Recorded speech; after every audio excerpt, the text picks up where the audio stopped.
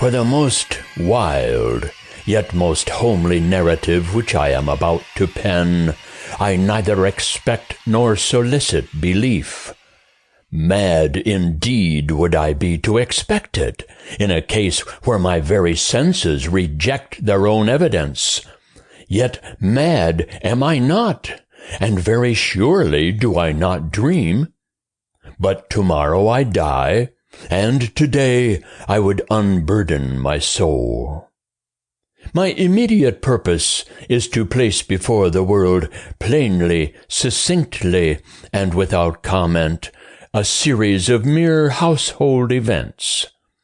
In their consequences, these events have terrified, have tortured, have destroyed me. Yet I will not attempt to expound them.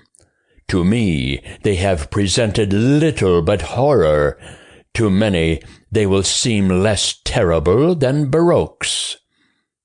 Hereafter, perhaps, some intellect may be found which will reduce my phantasm to the commonplace, some intellect more calm, more logical, and far less excitable than my own, which will perceive in the circumstances I detail with awe nothing more than an ordinary succession of very natural causes and effects.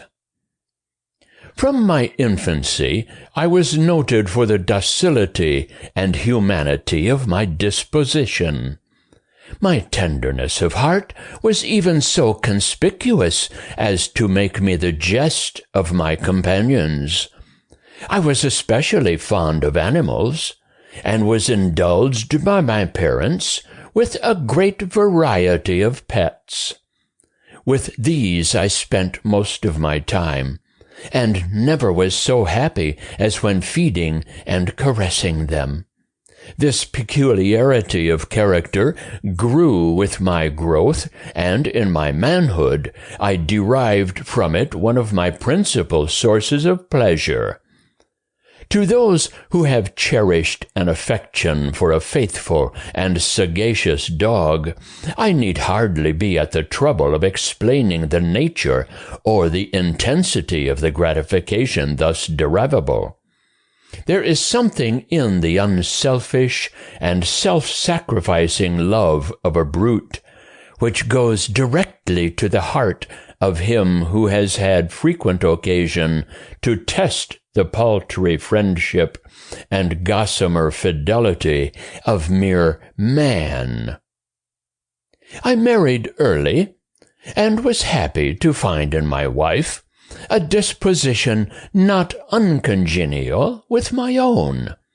Observing my partiality for domestic pets, she lost no opportunity of procuring those of the most agreeable kind.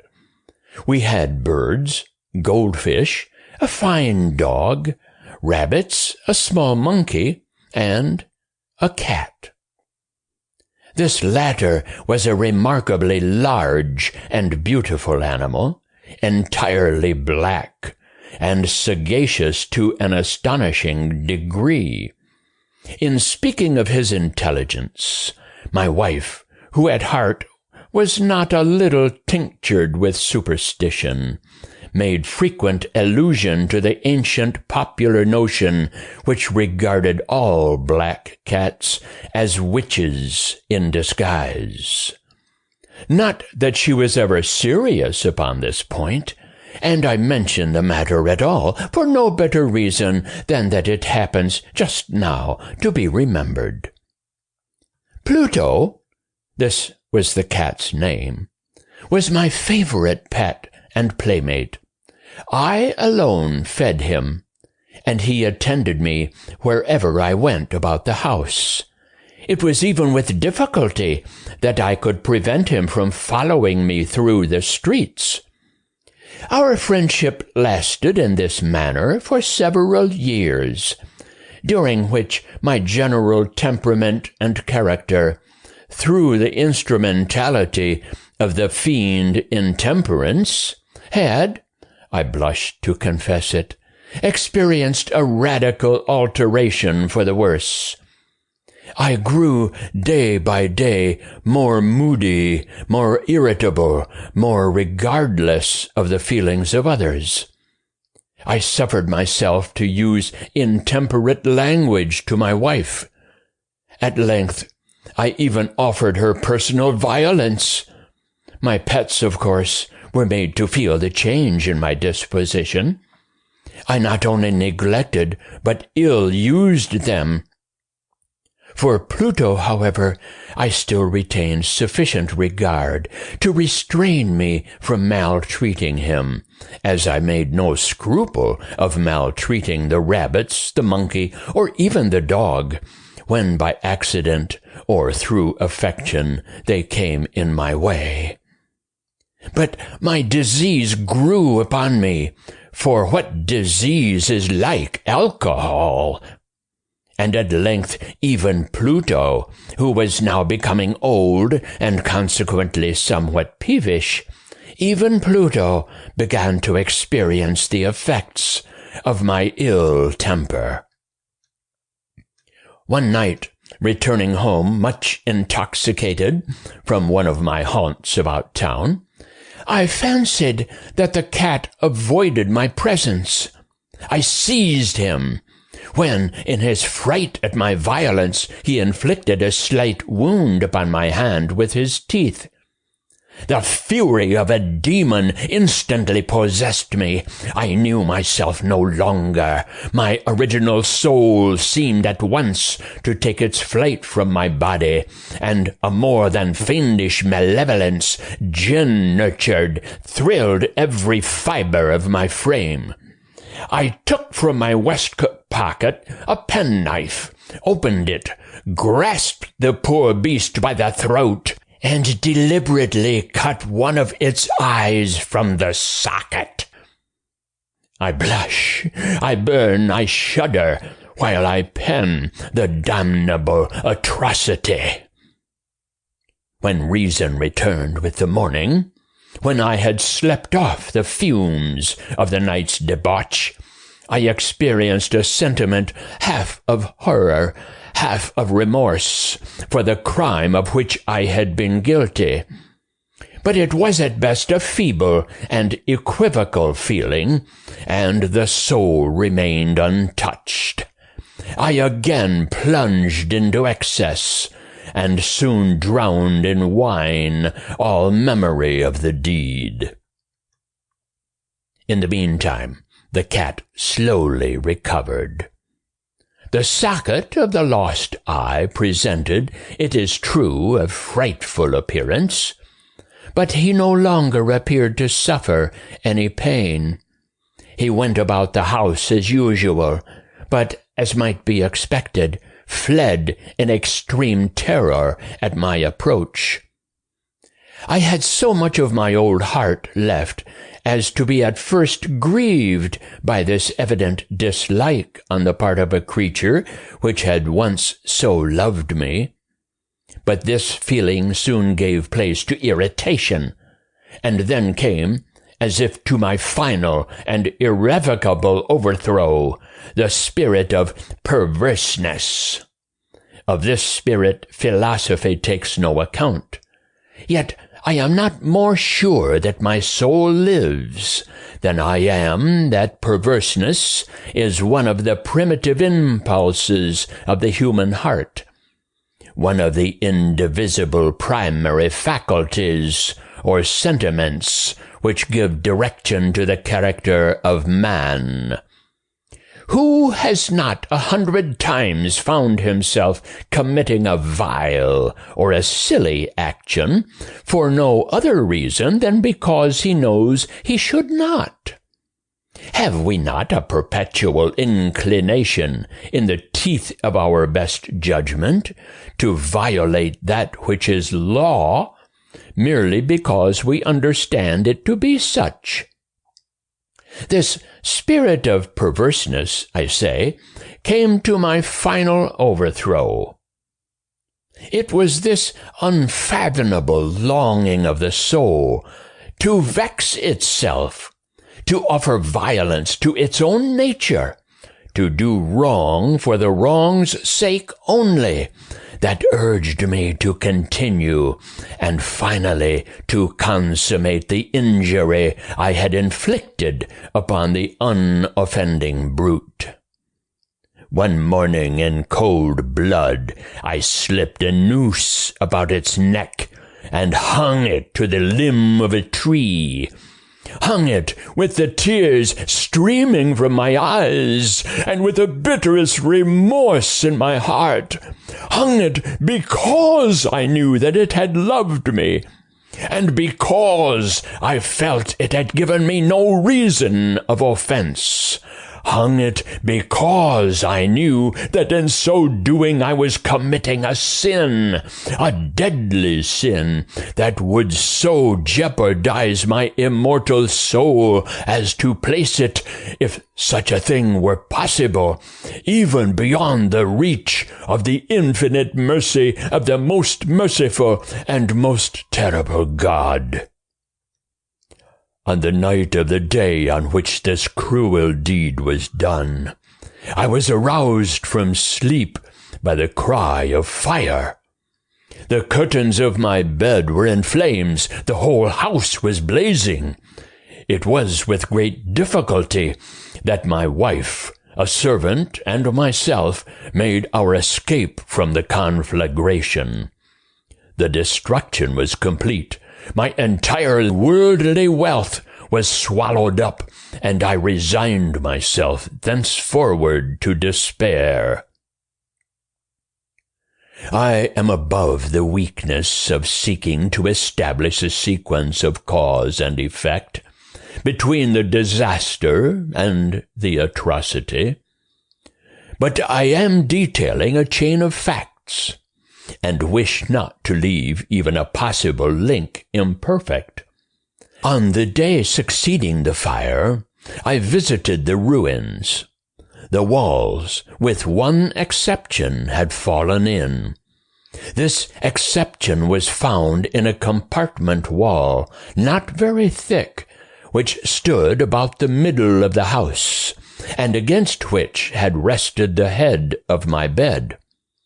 The plastering had here in great measure resisted the action of the fire, a fact which I attributed to its having been recently spread.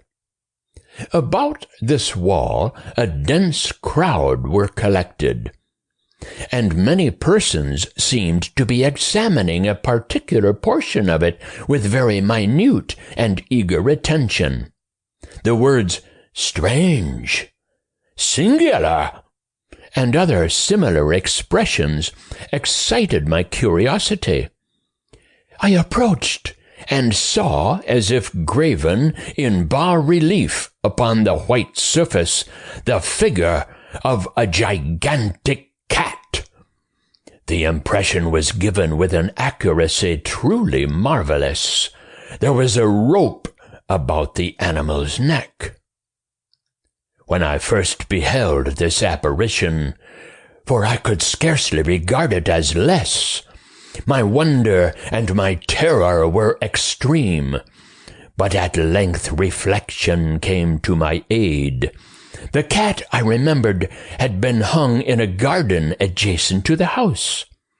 Upon the alarm of fire, this garden had been immediately filled by the crowd, by some one of whom the animal must have been cut from the tree and thrown through an open window into my chamber. This had probably been done with the view of arousing me from sleep.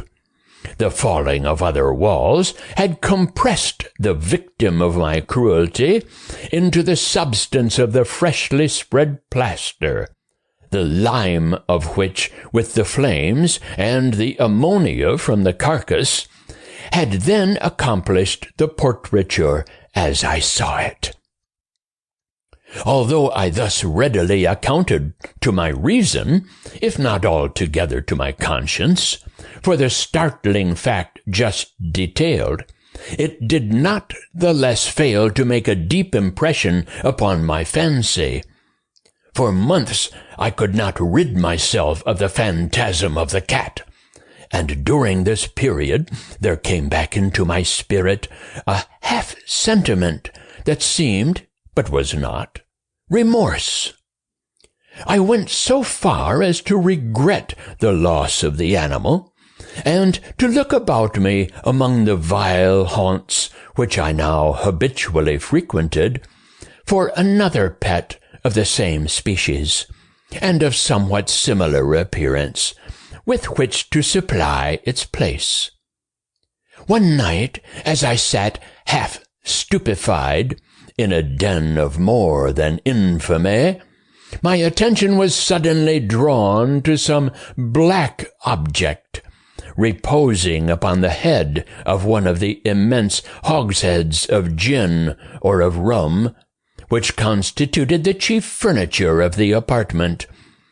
I had been looking steadily at the top of this hogshead for some minutes, and what now caused me surprise was the fact that I had not sooner perceived the object thereupon.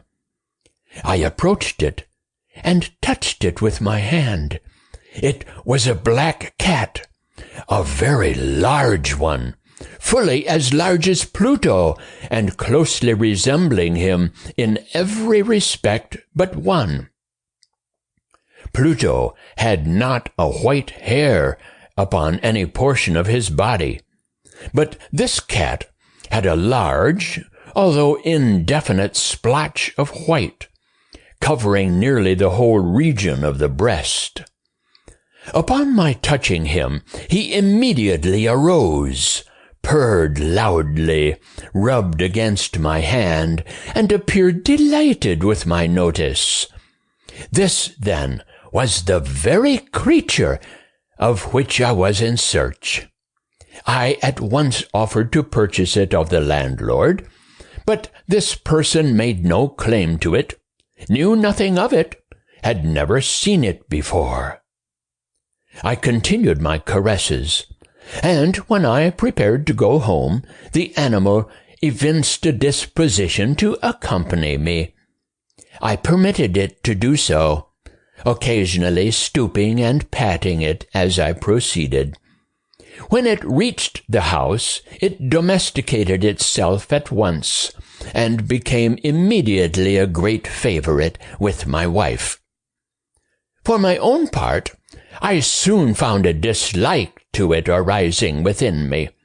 This was just a reverse of what I had anticipated, but I know not how or why it was. Its evident fondness for myself rather disgusted and annoyed.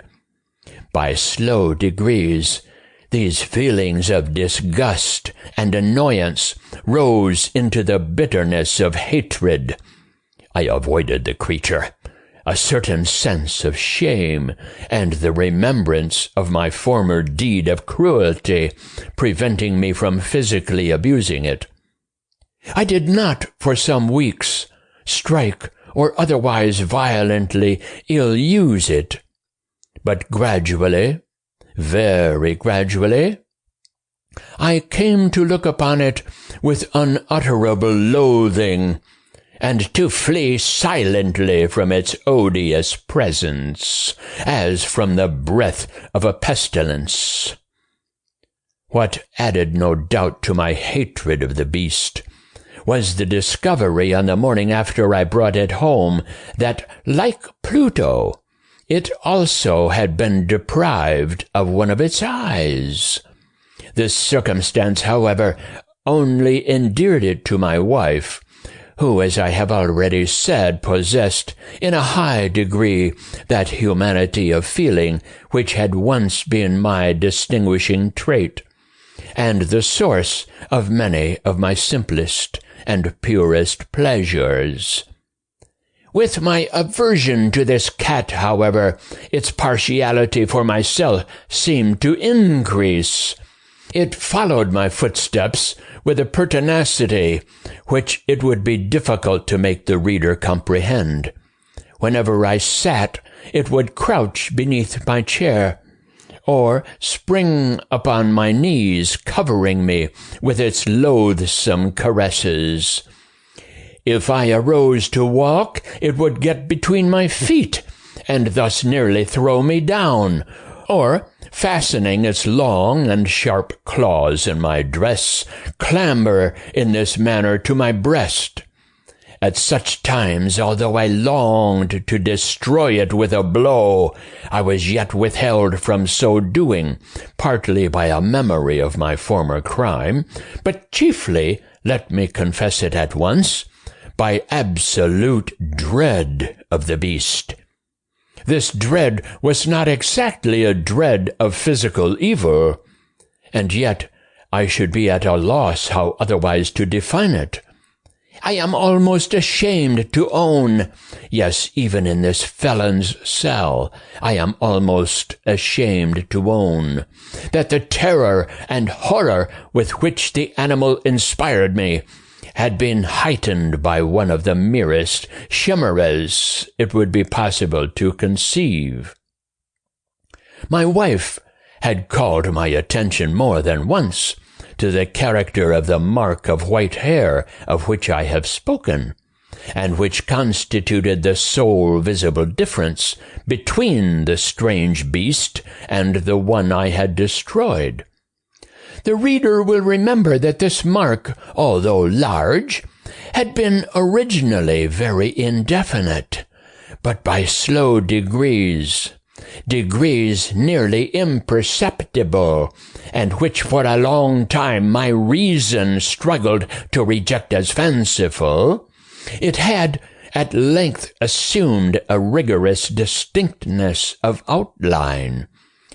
It was now the representation of an object that I shudder to name, and for this above all I loathed and dreaded and would have rid myself of the monster had I dared. It was now, I say, the image of a hideous, of a ghastly thing, of the gallows. Oh, mournful and terrible engine of horror and of crime, of agony and of death. And now was I indeed wretched, beyond the wretchedness of mere humanity, and a brute beast, whose fellow I had contemptuously destroyed, a brute beast to work out for me, a man fashioned in the image of the high God, so much of insufferable woe. Alas! Neither by day nor by night knew I the blessing of rest any more. During the former, the creature left me no moment alone, and in the latter I started hourly from dreams of unutterable fear, to find the hot breath of the thing upon my face, and its vast weight, an incarnate nightmare that I had no power to shake off, incumbent eternally upon my heart. Beneath the pressure of torments such as these, the feeble remnant of the good within me succumbed. Evil thoughts became my sole intimates, the darkest and most evil of thoughts. The moodiness of my usual temper increased to hatred of all things and of all mankind, while from the sudden, frequent, and ungovernable outburst of a fury to which I now blindly abandoned myself, my uncomplaining wife, alas, was the most usual and the most patient of sufferers. One day she accompanied me upon some household errand into the cellar of the old building which our poverty compelled us to inhabit.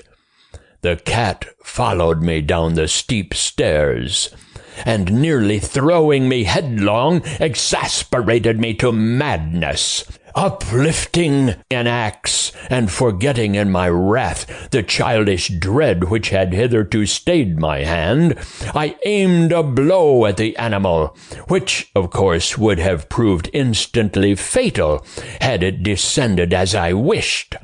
But this blow was arrested by the hand of my wife. Goaded by the interference into a rage more than demoniacal, I withdrew my arm from her grasp and buried the axe in her brain. She fell dead upon the spot without a groan. This hideous murder accomplished, I set myself forthwith, and with entire deliberation, to the task of concealing the body. I knew that I could not remove it from the house, either by day or by night, without the risk of being observed by the neighbors. Many projects entered my mind. At one period I thought of cutting the corpse into minute fragments and destroying them by fire. At another I resolved to dig a grave for it in the floor of the cellar. Again I deliberated about casting it in the well in the yard, about packing it in a box, as if merchandise, with the usual arrangements, and so getting a porter to take it from the house.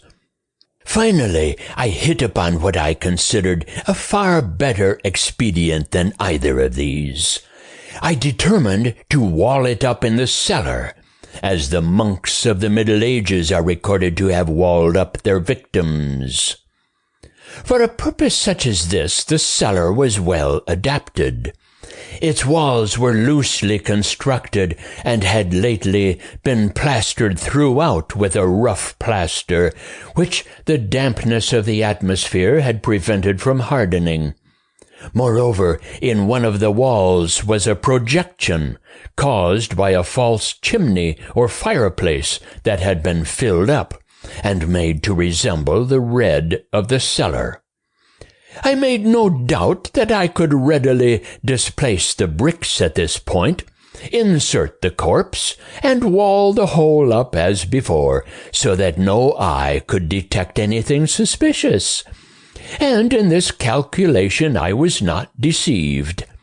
By means of a crowbar, I easily dislodged the bricks, and having carefully deposited the body against the inner wall, I propped it in that position, while with little trouble I relaid the whole structure as it originally stood. Having procured mortar, sand, and hair, with every possible precaution, I prepared a plaster which could not be distinguished from the old, and with this I very carefully went over the new brickwork. When I had finished, I felt satisfied that all was right. The wall did not present the slightest appearance of having been disturbed. The rubbish on the floor was picked up with the minutest care. I looked around triumphantly and said to myself, "Here at least, then, my labor has not been in vain."